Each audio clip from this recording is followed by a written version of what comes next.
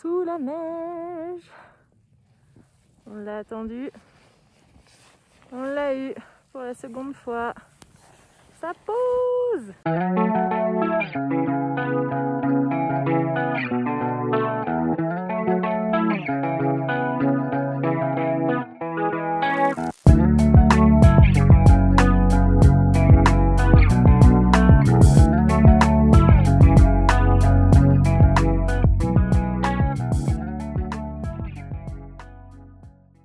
Et bonjour à toutes et tous, on revient pour un nouveau vlog cette semaine. On est mardi midi, je suis sur ma pause déjeuner et je voulais vous parler d'une bande dessinée, roman graphique. J'ai du mal toujours à faire la différence entre roman graphique et bande dessinée. Du coup on va dire non, plutôt roman graphique. Alors on va dire plutôt roman graphique que mon chéri a trouvé en boîte à livres. Et je sais pas pourquoi, en fait j'étais dans ce roman-là de Cyrielle Mangui, Regarde le ciel, en auto-édition. Donc j'avance toujours très bien dans la lecture, c'est un super roman, j'aime beaucoup. Mais je sais pas pourquoi, hier soir, je suis tombée sur ce livre qui traînait chez moi. Et je me suis dit, oh tiens, pourquoi pas, j'ai envie de me lire. Et il s'agit du roman graphique du coup de Gaëlle Guénillet, Le Jardin, Paris. Attendez, je le mets de ce côté-là, ce sera mieux. Édité chez Delcourt. Je vous rapproche un peu le visuel. En fait j'étais là comme ça et j'ai l'impression que j'avais une espèce de mèche là qui déconnait, mais ah non en fait pas du tout. Du coup voilà la couverture. Alors il s'agit de Rose. Rose qui est un homme qui est né au Jardin. Le Jardin c'est un espèce de cabaret parisien et du coup Rose est entouré de plein de fleurs puisque les personnages, les femmes qui gravitent autour de lui et qui travaillent dans le cabaret, donc sa maman est responsable du cabaret, elle gère le cabaret, et autour de Rose il y a du coup tout un tas de personnages qui portent des noms de fleurs. Il y a Tournesol, il y a Marguerite, il y a Hyacinthe, il y a qui d'autre? Enfin, il y a plusieurs noms de fleurs. Donc déjà, je trouve ça chouette d'avoir un cabaret qui s'appelle Le Jardin et que chaque personnage de cette histoire porte le nom d'une fleur. Je trouve ça très beau.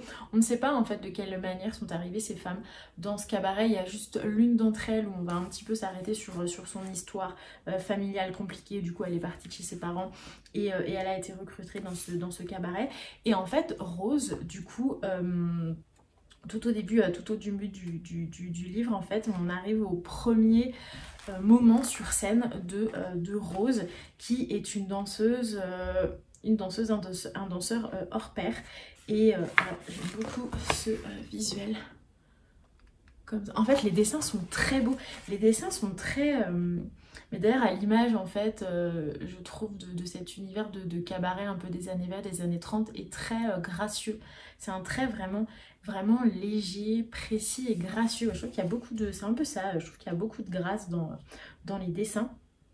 Et du coup on va suivre en fait le destin de Rose qui du coup est un danseur hors pair qui aime se mettre en scène, et il va rencontrer Aimé qui est un homme qui vient assister du coup à ses shows, à ses spectacles au cabaret, et qui est totalement subjugué par le personnage de Rose.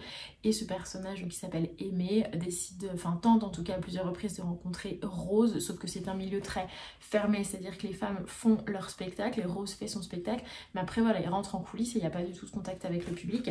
Sauf que exceptionnellement la mère de Rose considère cet homme Aimé plutôt avec de très bonnes attentions vis-à-vis de Rose, et Aimé va devenir un peu son protecteur. Et d'ailleurs la relation entre les deux est assez... elle n'est pas étrange mais elle est belle, parce qu'on sent que de la part d'Aimé, il ne cherche pas.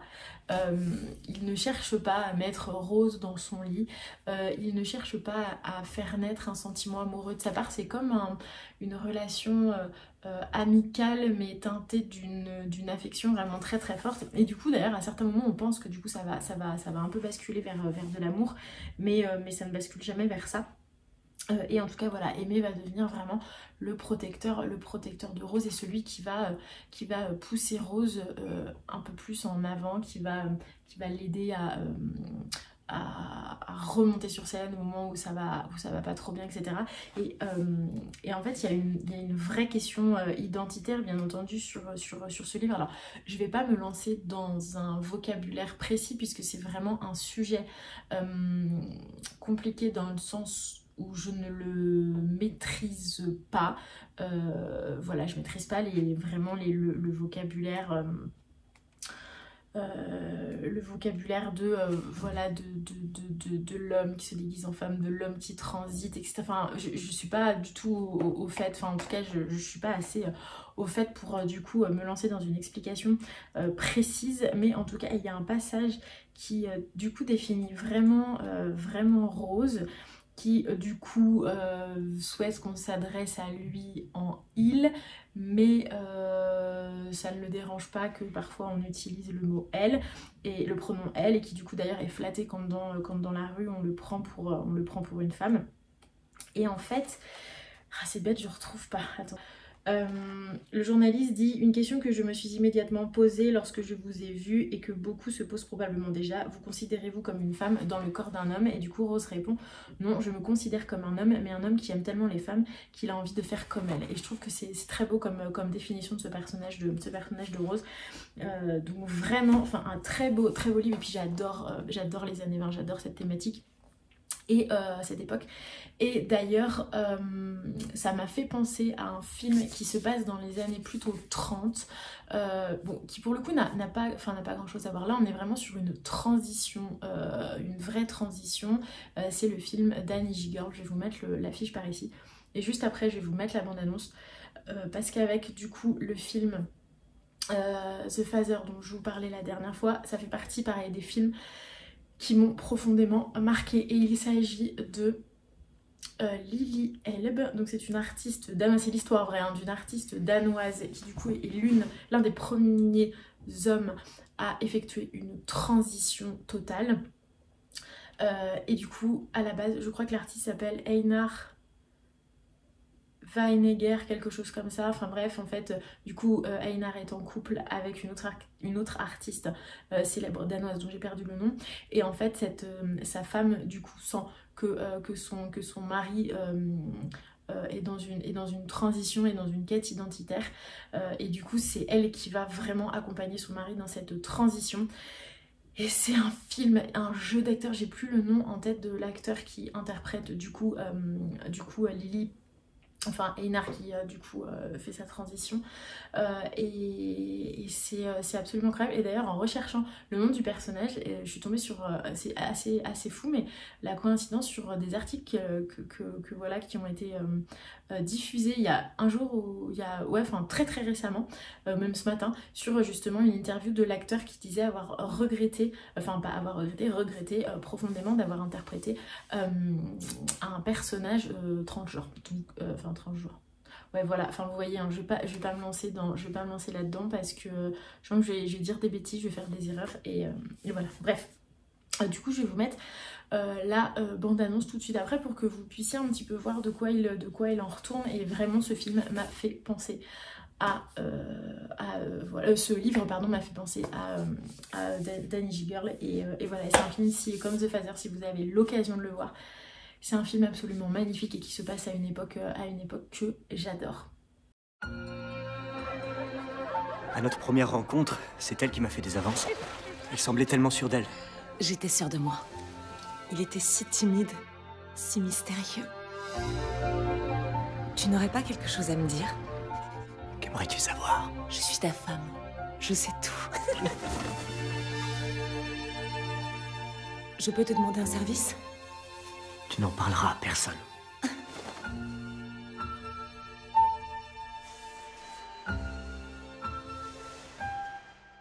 Bonjour. Nous allons t'appeler Lily.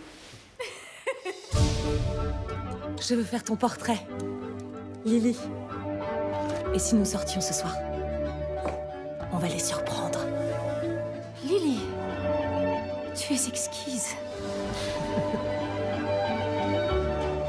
Vous n'êtes pas comme les autres femmes. Il me semble que je dois vous demander la permission de vous embrasser.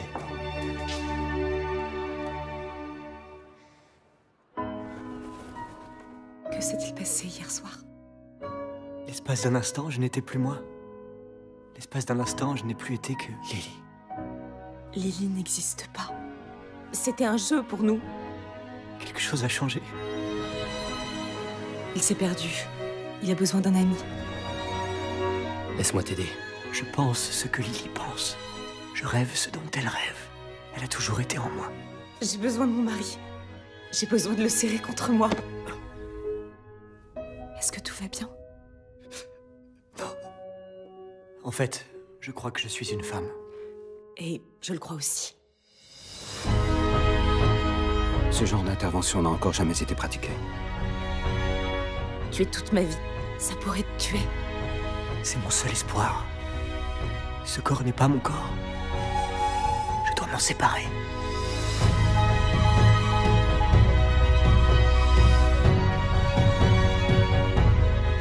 Je t'aime.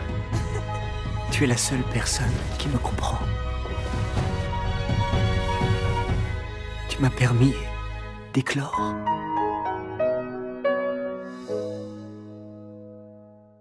Voilà, j'espère que du coup la bande-annonce vous aura donné envie de voir ce film. Qu'est-ce que je voulais vous dire d'autre rapidement? Hier soir, je me suis un peu attelée à ma pile du mois de décembre. Ça n'a pas été simple parce que j'ai énormément d'envie sur le mois de décembre. Alors bien entendu des romans de Noël, mais pas que. Du coup, j'ai ma petite pile ici, je vais vite fait vous la présenter. Alors bien entendu, je suis partie sur 2 livres de Noël. Alors le Karen Pond, bien entendu, que j'ai reçu début novembre, mais que je voulais absolument garder pour le mois de décembre, surtout qu'on attend un épisode neigeux de folie à la fin de la semaine. Du coup c'est vous reprendrez bien un peu de magie pour Noël, édité chez Fleuve Édition. Donc celui-ci, est-ce que je vais commencer par celui-là ou est-ce que du coup je me le laisse vers la vingtaine de décembre pour être un fond dans Noël peut-être. Et Petit Réveillon entre amis, du coup 25 comédies romantiques. Celui-ci je vais le commencer dès le 1er décembre et mon objectif, mon envie en tout cas, c'est vraiment de réussir à lire une nouvelle par mois, sachant que c'est une compilation en fait de plusieurs nouvelles de la team Romcom parues ces précédentes années, et j'imagine qu'il y a les nouvelles de cette année.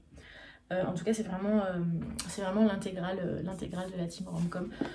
Donc ça va être mes 2 seuls romans de Noël, pour la simple et bonne raison que je n'en ai pas de côté. Alors après j'en ai lu dans le cadre du partenariat Charleston, mais du coup je les ai déjà lus, mes chroniques sont déjà écrites, il faut juste que je les poste, mais ça va pas être de nouvelles lectures. Ensuite, totalement influencée par Sarah, mais c'est Pierre Monde, mais il y a un moment déjà, j'ai sorti, je l'avais acheté du coup grâce à elle, Lady Hélène, le club des mauvais jours par Alison Goodman. Elle m'avait vraiment donné envie de lire ce livre quand elle en avait parlé, entre romance à la Jane Austen et fantasy noire. Combo parfait. Donc je vais lire celui-ci. C'est un gros pavé, hein. J'ai intérêt à me préparer, à avoir envie, mais je sais pas pourquoi, je sens que ça va être un page turner par excellence, plus de 500 pages. Du coup, comme toujours, je me prévois des petits romans à caler. Ouh, vous avez été... Oups là, hop. Je vous remets d'équerre. Des petits romans à glisser ou en même temps de gros pavés ou entre 2 pavés. Et là, j'ai sorti du coup une réception de Errol Poche, de l'auteur Aloysius Chabosso, Aloysius Chabosso. Et à chaque fois ce prénom Aloysius, ça me fait tellement penser à Harry Potter. Aloysius, c'est tellement la classe de s'appeler Aloysius. Aloysius, s'il te plaît. Enfin, tout le monde doit l'appeler Allo en fait. Allo. Ah non, c'est pas possible de surnommer quelqu'un Aloysius. Allo. Bref. La nounou barbue, du coup. Cette couverture. Je suis tellement fan, je la trouve tellement fun, je la trouve tellement... Enfin, je sais pas, j'adore. Du coup, si vous vous souvenez bien, c'est l'histoire de Cathy qui du coup élève seule ses 2 enfants. À un moment, elle est en rate de nounou et du coup, comme elle est un peu dans une région paumée, et ben en fait, il reste juste Elias qui est un grand gaillard barbu qui se rapproche plus du bûcheron que de la babysitter. Qui du coup a priori va être embauché par Cathy pour garder les 2 enfants. Donc je pense que je vais glisser ça entre 2 lectures. Le nouveau Stéphane Carlier, L'enterrement de Serge, que j'ai reçu de la part des éditions du Cherche Midi. Je vais me caler ça entre deux gros pavés où je vais peut-être même commencer par ça. Je pense qu'il va se lire assez vite et puis l'écriture de Stéphane Carlier est vraiment très fluide puisqu'elle est drôle. Et je vais vite caler ce livre, j'ai très envie de le lire. Ensuite, une réception JC Lattès, mais qui date un peu, que j'ai jamais sortie. Alors quand je l'ai sortie là de ma bibliothèque, j'ai revu la couverture et je me suis dit, ah, quand même c'est mieux que je le sorte cet été. Juillet 2021, ah non, je pensais qu'il datait un peu plus. Puis en fait, je me suis dit non, j'ai trop envie de le lire. Il s'agit du livre Une famille irlandaise de Kathleen McMahon. L'histoire, c'est bien déterminé à se différencier du commun des mortels. Chacun des Mackenty s'est hissé au sommet de sa carrière par la seule force de sa personnalité. Mais un soir d'été, Alma, journaliste star, est victime d'une terrible agression et très vite une cascade d'événements ébranle le clan. Les Mackenty n'auront plus alors d'autre choix que de s'unir et de se faire violence pour redécouvrir qui ils sont vraiment. Voilà pour ça. Et le dernier, puisque je me suis dit que j'allais me caler quand même un petit thriller dans l'eau, c'est Ainsi se brise la ligne de Marie Battinger. J'avais lu d'elle Ainsi meurent les étoiles sur l'histoire d'une ancienne danseuse classique. Et là j'ai l'impression qu'on reste un peu sur cette thématique. Ouais, c'est ça. Il s'agit d'une danseuse à l'opéra qui du coup a un accident de voiture. Ah non, c'est Flora, non. Ah ouais, en fait c'est l'histoire de deux sœurs. C'est l'histoire de deux sœurs dont l'une qui a un accident de voiture et qui du coup a oublié les 5 dernières années de sa vie. Et sa sœur aînée Flora, qui doit mettre un terme à sa carrière de danseuse à l'opéra suite à une grosse blessure.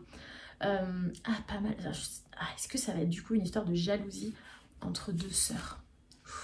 Ou ça risque d'être pas mal. J'enlève le bandeau parce que j'aime pas les bandeaux. C'est comme Magda, j'étais en train de regarder juste avant le vlog de Magda, du triple L de Mag, où elle disait qu'elle enlevait à chaque fois les bandeaux parce que ça se pliait, ça se cassait, que c'était pareil. Je suis un peu pareil, les bandeaux ça m'agace.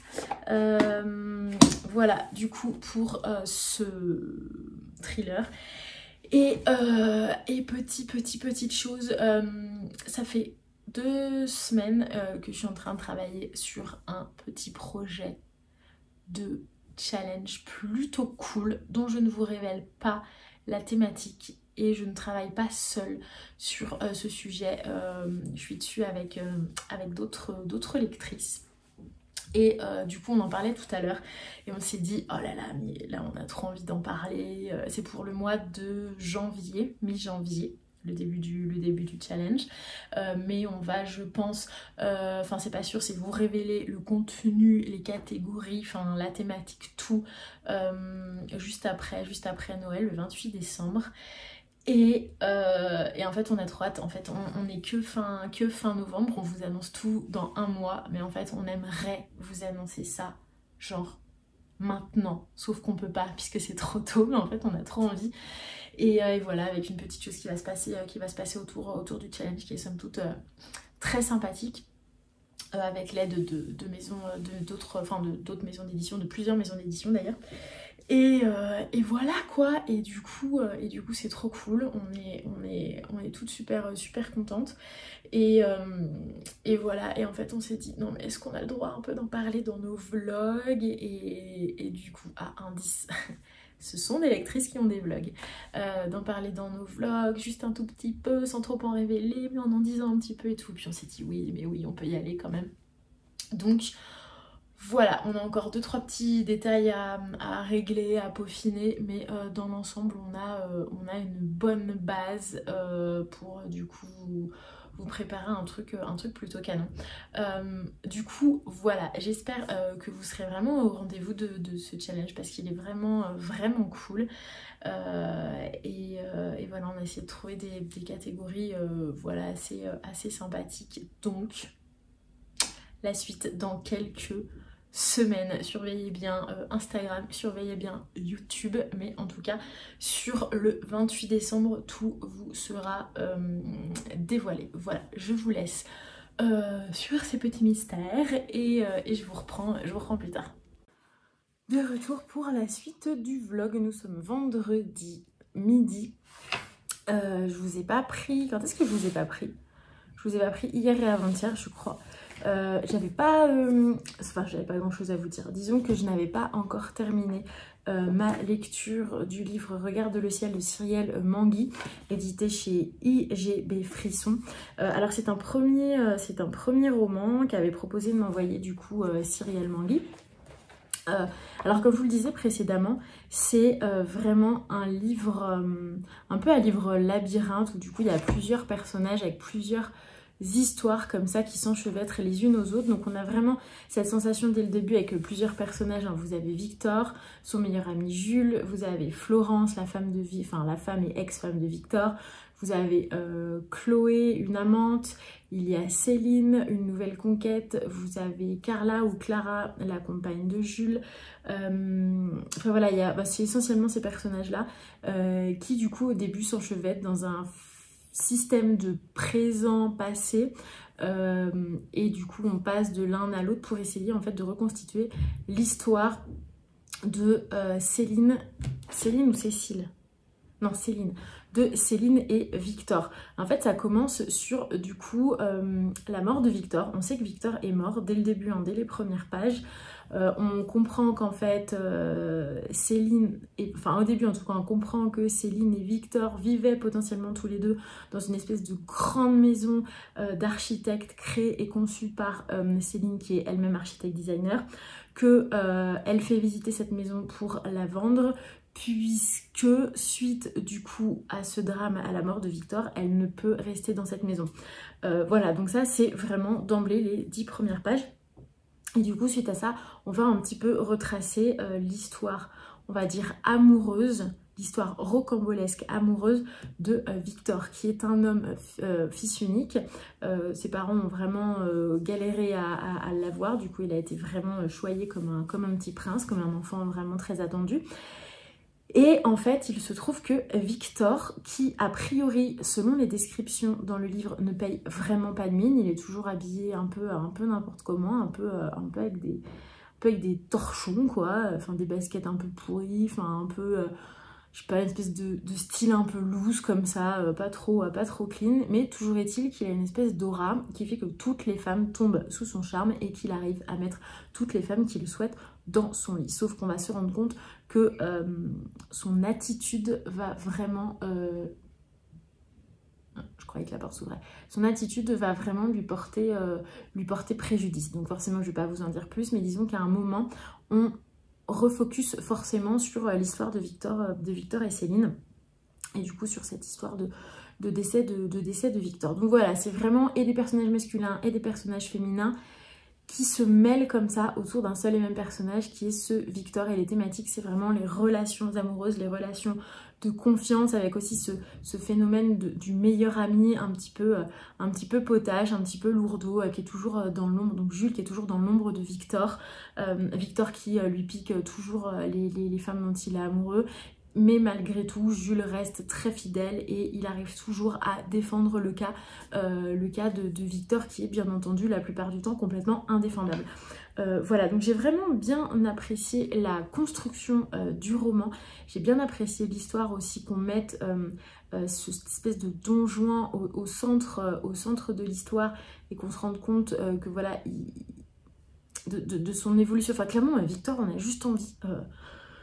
En fait, on est content, plus ça va dans l'histoire et plus on est content d'avoir lu tout au début que Victor est mort. Parce que, en fait, vraiment, c'est tout ce qu'il mérite. Hein. C'est-à-dire que vu les saletés qu'il fait, et vu comme il considère la femme tout au long du roman, on se dit non, mais en fait, mais heureusement qu'il est mort. Mais comment est-il mort et pourquoi, en fait? Là, c'est vraiment la question qu'on se pose.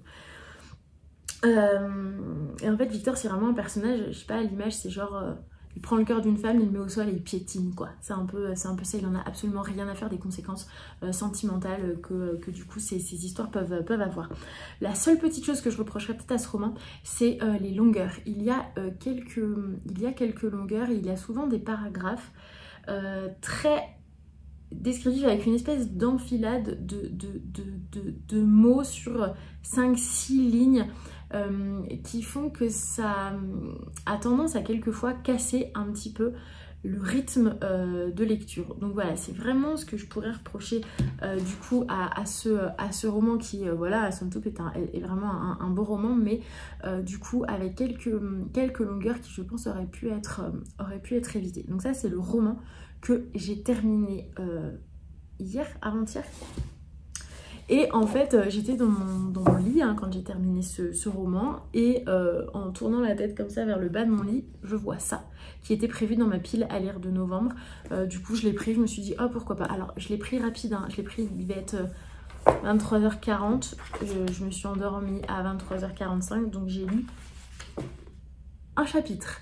Donc, c'était vraiment histoire de dire par quoi je vais commencer, enfin, qu'est-ce que je vais prendre ensuite. Tiens, celui-ci, hop, j'ai le premier chapitre. Ouais, en fait, c'est bon, ça match. Allez, je garde celui-ci. Donc, je vais continuer ce soir et ce week-end. Donc, c'est L'étudiant de Vincent Ahuy. Il est sorti récemment. Hein. Il est sorti en octobre, je crois. Octobre ou...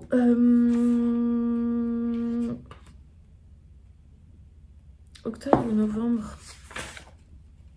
Octobre 2021. Donc, c'est bien ça. Octobre 2021, édité chez Harper Collins Noir. Et je suis allée récupérer un colis Vinted que j'attendais. Donc, bien entendu, comme vous en doutez, hein, c'est des livres, ce ne sont pas des fringues. Que j'attendais parce que bien entendu, cet auteur, j'en entends parler ces derniers mois en long, en large et en travers. Je l'avais déjà en tête, mais quand j'ai entendu l'engouement, quand j'ai lu l'engouement, quand j'ai vu l'engouement sur les réseaux sociaux, je pense que c'est un engouement qui date un peu, mais je sais pas pourquoi, j'ai l'impression qu'il y a une espèce de vague, une espèce de déferlement sur les réseaux sociaux autour de Nicolas Beuglet. Et du coup, c'est, je crois, Complot, Kevin, mon livre de poche, a lu dernièrement, et j'avais lu sa story, et genre sa story, elle était « Ah, mais faut lire ce livre est incroyable », je crois même qu'elle l'a classé dans son roman 2021, je crois, ou enfin je sais que vraiment ce roman occupe pour Evelyne une place assez folle.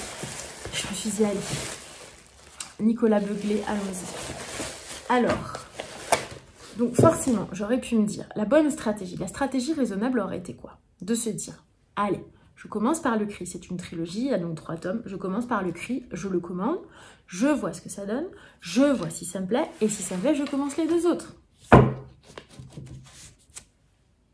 Et voilà, j'ai acheté les 3 d'un coup. Parce qu'en fait, je vous explique. Mais je crois que vous avez déjà expliqué ce phénomène pour la saga des 7 sœurs de Lucinda Riley. Ce qui se passe en fait avec moi, c'est que quand je commence une saga, je sais que potentiellement au regard des critiques, elle va forcément me plaire. En fait, je n'ai pas envie d'être frustrée, je n'ai pas envie de finir un tome et d'avoir tout de suite envie d'enchaîner avec le second et de me dire bon sang, j'ai pas le second, faut que je le commande. Et puis comme en plus voilà, j'aime bien acheter aussi d'occasion ou acheter en librairie, je trouve pas forcément la bonne occasion, j'ai pas forcément l'occasion d'aller en librairie. Bref, je ne peux pas l'avoir dans l'heure, je peux pas l'avoir, je finis le tome 1 le matin, je peux pas commencer le tome 2 le soir, c'est impossible. Du coup, ce que je fais maintenant, c'est que je me dis, bon, quand la saga va me plaire, vraiment, mais c'est sûr, j'achète tous les tomes, en fait, ou en tout cas les 2-3 premiers, me laissant le temps de chercher les 4-5 suivants un peu après. Donc voilà, donc je me suis dit, vu l'engouement pour la trilogie de Nicolas Beuglet, allons-y, en fait, je prends vraiment 0 risque à acheter les 3. Du coup, j'ai acheté donc Le Cri, qui est le tome 1, Complot, qui est le tome 2, donc celui que Eline a vraiment surkiffé. Et L'Île au Diable, je ne pensais pas qu'il était aussi petit. L'Île au Diable, du coup, le dernier tome. Écoutez, je suis plutôt contente parce que ils sont vraiment en très bon état. Oh, j'adore, en fait, sur chaque livre, il y a 3 baraques. J'adore. Alors, il y a celle-ci qui fait un peu, j'ai pas du tout lu le, ah oui d'accord, voilà. Je dirais qu'il fait 13 hôpital psychiatrique et derrière je lis à quelques kilomètres d'Oslo, l'hôpital psychiatrique de Gostad. Pardon, excusez-moi pour mon accent d'Oslo. Du coup j'allais vous dire que voilà, ça fait vraiment penser à un hôpital psychiatrique, mais j'adore l'architecture. La seconde, c'est une maison, ça me fait tellement penser à Dinard. À Dinard, il y a une super belle maison comme ça, vraiment calée en haut d'un éperon rocheux, et ça fait vraiment penser à ça. Donc là, ça se passe en Norvège, et donc du coup, on suit l'inspectrice Sarah Geringen. dans les 3 tomes, pardon, j'imagine. Et du coup, L'île au diable, où pareil, il y a une bâtisse. Alors là, elle est un peu plus dans le brouillard, mais ça laisse imaginer du coup une bâtisse aussi plutôt monumentale et plutôt canon. Et là, ça se passe, excusez-moi, entre la Norvège et la Sibérie. Voilà, donc je vais pouvoir commencer ça très vite. Il va falloir que je cale ça aussi dans la bibliothèque, mais je suis trop contente d'avoir enfin cette trilogie de Nicolas Beuglet. Je suis contente parce qu'ils sont en super état. Je sais plus pour combien j'en ai, je crois que j'en ai pour 8 € ou 6 €, un truc comme ça. Et je suis dégoûtée parce que j'avais trouvé sur Vinted aussi la trilogie Code 93 de Olivier Norek, et ma commande sur Vinted a été annulée. Je pense juste que le vendeur ou la vendeuse a simplement peut-être vendu ailleurs, ou enfin voilà, donc bref, mais c'est pas grave, je les ai trouvés sur Momox. Je me suis fait une petite commande groupée de plein de livres sur Momox. Donc voilà. Bah écoutez, je vous laisse. Peut-être que je vous reprendrai vendredi soir avec la suite de cette... vendredi soir, en fait, ce soir du coup, avec du coup cette lecture de l'étudiant. Et voilà, de toute façon je vous prendrai dans le week-end avant de vous publier le vlog jeudi à 18h30 comme d'habitude. J'arrête pas de bâiller, j'ai les ongles qui sont complètement pourris, il faut que je refasse. Il faut juste que j'enlève tout, bref. Il est dimanche soir, 21h. Je vous ai pas tant pris depuis jeudi soir pour la simple et bonne raison que je suis solo avec mon petit garçon depuis jeudi soir. Ce qui fait que c'est pas la même énergie et c'est pas le même investissement que lorsqu'on est deux à s'en occuper. Du coup, j'ai pas trop eu le temps de lire, j'ai pas trop eu le temps de sortir la vidéo non plus. Et puis comme il neige depuis la nuit dernière, 1h du mat', forcément il a fallu qu'on sorte jouer dans la neige, marcher un peu, enfin voilà, se confronter à la magie blanche quoi. Et du coup je suis un peu KO, j'arrête pas de bailler. Bref, je vais essayer de pas trop bailler là parce que vraiment c'est voir, faut que je coupe à chaque fois que je baille au montage. Mais ça va être du coup un montage sans fin puisque je n'arrête vraiment pas de bailler. Du coup, je suis toujours dans cette lecture L'étudiant de Vincent Ahuy, édité aux éditions HarperCollins Noir. J'en suis qu'à 57 pages, hein, donc vraiment au tout début. Je vais bailler. Excusez-moi. Hein. Et du coup, j'ai croisé une story d'une nana sur Instagram qui est en train de le lire également, qui est plus avancée que moi, elle est à plus de 200 pages je crois, et qui racontait que vraiment elle avait beaucoup de mal à rentrer dans cette histoire et qu'elle était un petit peu sceptique. Et je rejoins son avis, même si clairement j'en suis qu'à 57 pages, donc je vais pas généraliser le bouquin à cet avis sur 57 pages, mais j'ai vraiment du mal à rentrer dedans. Il est question de David, qui est un musicien a priori hors pair, compositeur, etc. Et pour du coup, on va dire, combler une dette plutôt importante auprès d'escrocs qui, bien entendu, n'hésiteraient pas à le tuer, ou en tout cas à lui refaire le portrait s'il ne règle pas sa dette, décide en fait d'accepter un job qui lui arrive entre les mains de façon assez surprenante, une lettre qui lui est adressée via un coursier qui vient en Bentley noir au pied de chez lui avec une clé USB, et en gros le mec propose de le rémunérer. Enfin en gros la journée, c'est, je sais plus l'heure qui est annoncée, mais en gros la journée ça lui fait 1500 € par jour, ce qui du coup réussirait vraiment à le sortir d'affaire. Et en fait j'en suis au début où du coup il regagne la maison en question, où est du coup cet homme Philippe et son fils Maxime. Donc c'est une maison qui est vraiment paumée, on n'y accède que grâce à un téléphérique et un sentier. A priori la connexion est très mauvaise, enfin c'est vraiment assez surprenant comme endroit.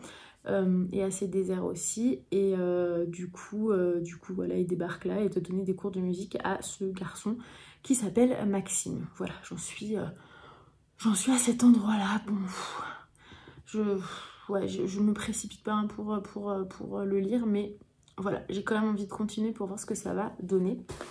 Et j'ai reçu surtout un colis Momox. J'arrête pas de faire des petites commandes à la fois pour Noël et à la fois pour moi perso. Alors le colis est arrivé dans un état génial, j'adore parce que Momox c'est des livres, en fait ils mettent ça dans des grosses enveloppes.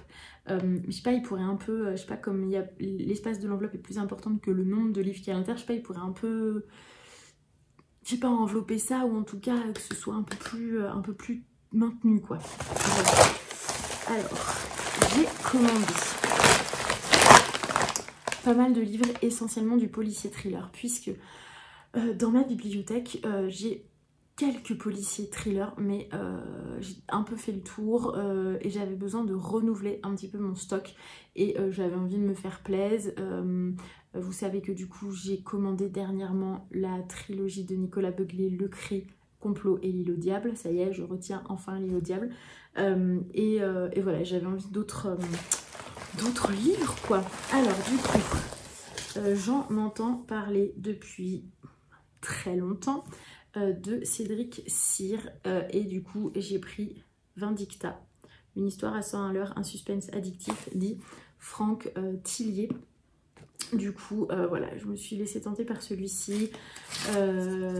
Les filles qui sont allées à Brive dernièrement au salon du livre de Brive, donc il y a eu Madame Chachali, il y a eu Triple L de Mag, Flow & Books, Petite Lectrice, etc. Je sais qu'elles l'ont rencontré et c'est vrai que ça m'a...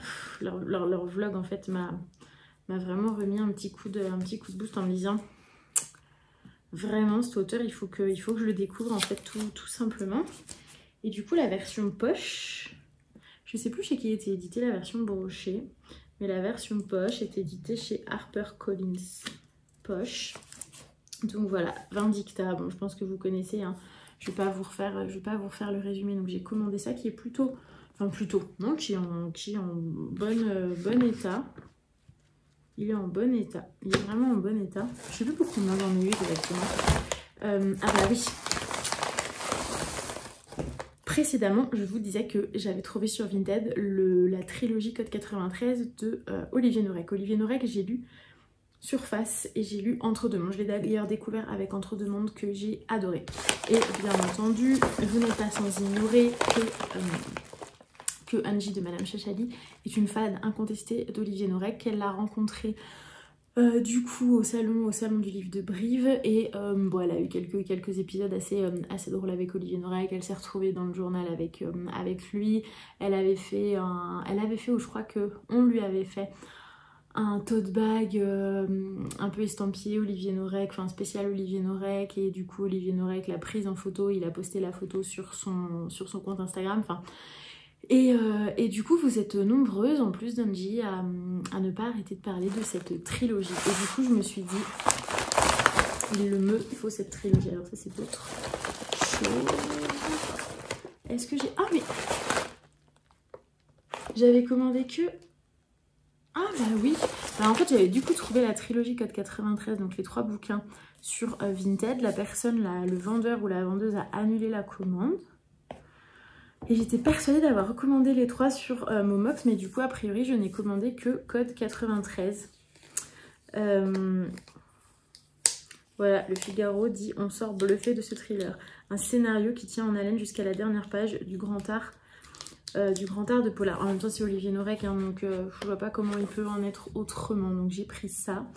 J'ai pris un Stephen King. Je n'ai jamais lu de Stephen King. Par contre, j'ai vu beaucoup d'adaptations au cinéma de Stephen King, dont Misery. Pardon, excusez-moi, hop, ça brille. Dont Misery, qui est... ce film, il est assez dingue. Je peux pas vous dire que l'adaptation est dingue parce que je n'ai pas lu le livre, du coup j'ai pas la référence, mais en tout cas le film est complètement fou. Oh non, oh non, non mais voilà. Oh je suis deg. Oh mais c'est foutu. Donc en fait voilà l'autocollant, pourtant j'y vais délicatement, hein. Et regardez en fait ça a pris une partie du... Non mais je suis dégoûtée. Ils sont casse-pieds à tout le temps faire ça là. Bon, je vais mettre un bout de scotch, mais je suis deg parce qu'il était presque nickel. Bon, ça va pas m'empêcher de le lire, mais oh, leurs autocollants, je l'avais déjà dit dans une vidéo, c'est casse-pieds. Alors je sais que ça peut être assez pratique pour eux en termes de référentiel et tout, de gestion des stocks, mais voilà quoi. Bon, bref. Misery, du coup pour refaire le topo, c'est du coup Misery qui est le nom d'une héroïne populaire du romancier Paul Sheldon. Et en fait, à la fin du dernier tome, il fait mourir du coup le personnage principal. Sauf que il y a Annie qui est une fan du personnage de Misery et de l'écrivain Paul Sheldon veut lui faire payer en gros le fait qu'il ait tué ce personnage de Misery. Du coup voilà, c'est vraiment genre une fervente de dingue, une fan de dingue qui ne supporte pas du coup voilà, que l'écrivain ait tué son personnage principal. C'est comme si, je sais pas, Tillier un jour décidait de tuer Charcot et qu'une fan de Charcot et de Tillier décide d'enlever Tillier pour lui faire payer le fait d'avoir assassiné, d'avoir fait tuer Charcot dans son dernier tome. Enfin bref, je trouve que du coup le scénario est plutôt cool et du coup pardon, je suis fixée sur ça, en fait je suis deg. Je suis vraiment un peu deg quand même. Je mettrai un bout de scotch mais ça me contrarie. Donc voilà, j'ai pris ça, je focus là-dessus. Vindicta à main. J'ai pris du coup de Peter James, 19 millions d'exemplaires vendus dans le monde. La Maison des Oubliés, édité chez Fleuve Noir. Là, il s'agit... Alors, je vais l'enlever, mais alors... avec une infinie précaution. Parce que j'aimerais bien vous lire, en fait, le résumé, mais bien entendu, l'étiquette est calée sur une partie du résumé. Et ça va me laisser des espèces de petits bouts de papier. Il faut vraiment qu'ils arrêtent de faire ça. Il faut qu'ils trouvent une autre... une autre solution, en fait, les gars, là. Non, mais je vais même pas pouvoir vous lire le... Non, mais... s'il vous plaît, quoi. Arrêtez, Momox, de faire ça. Bon, je vais pas pouvoir vous lire le résumé, alors je suis désolée. À part vous dire que The Huffington Post a dit impossible de le lâcher. C'est la seule chose que je vais pouvoir vous dire. Parce qu'il va me manquer un bout. Alors, il est question d'un manoir charmant. J'ai les débuts des phrases, en fait. Un manoir charmant. Le point de départ d'une nouvelle vie. Après des années passées dans la banlieue de Brighton. Ouais, non, en fait, ça a l'air de parler de présence, de fantômes à la rigueur. Des ombres apparaissent, les animaux domestiques se comportent de manière bizarre et plusieurs accidents plus déroutants les uns que les autres ont lieu dans ce manoir, du coup. Ah non, je vais pas y arriver. Non, mais je vais faire ça. Bon, bref. J'ai pris, du coup, ce roman.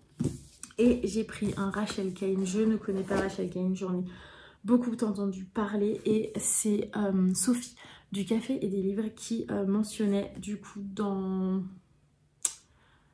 une vidéo que Maud du compte Les Lectures de Maud et Manon, elle m'a envoyé le lien de cette vidéo où elle conseille des thrillers policiers, justement, en gros top 6 ou top 5 des thrillers et policiers à lire.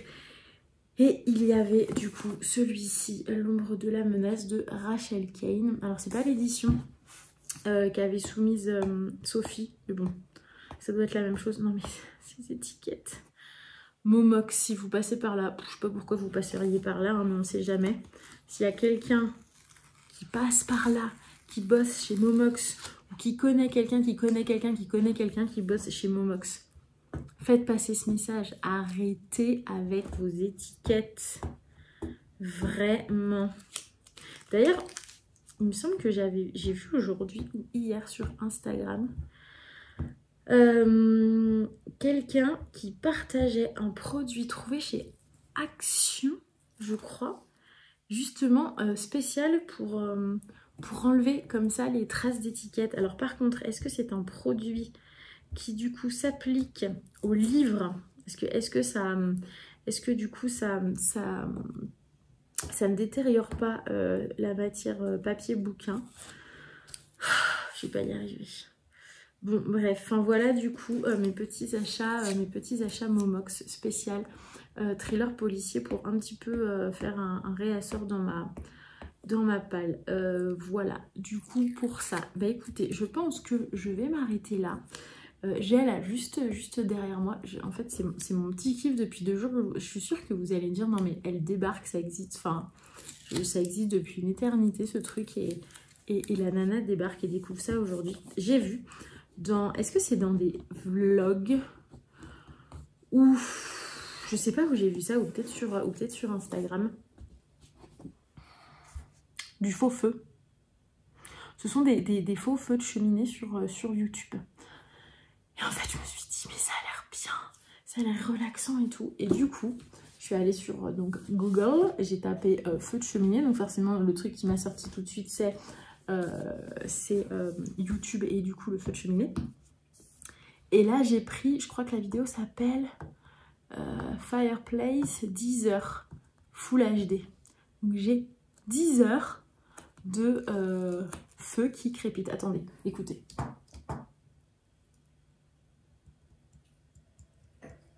Je sais pas si vous entendrez.